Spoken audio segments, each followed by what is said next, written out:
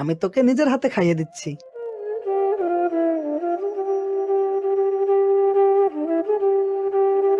তোর মতন সন্তান যেন এদেশে প্রত্যেকটা মায়ের গর্ভে জন্মায়। এই যে বুড়ি, তাড়াতাড়ি খাজনা রুপিয়া দে। সাহেব, বিশ্বাস করেন, আমরা দুদিন থেকে কিছু খাইনি। আপনাদের খাজনার টাকা কি করে দিব বলেন? এই তো হাতে ভাত নিয়ে দাঁড়িয়ে আছে, আর তুই আমাদেরকে ঝুট কথা বলছিস। সাহেব, আমি হাসিনার বাড়িতে কাজ করে এই ভাতগুলো নিয়ে এসেছি খাওয়ার জন্য। তোর আর কোনো ঝুট কথা আমি শুনবো না। আমার খাজনা রুপিয়া এক্ষুনি লাগবে।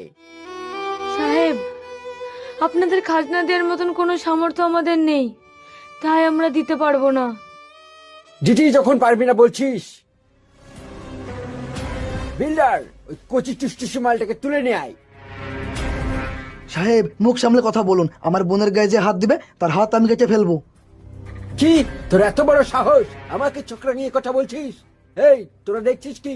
ওরা হাত দুটো বেঁধে এখানে ফেলে রাখ।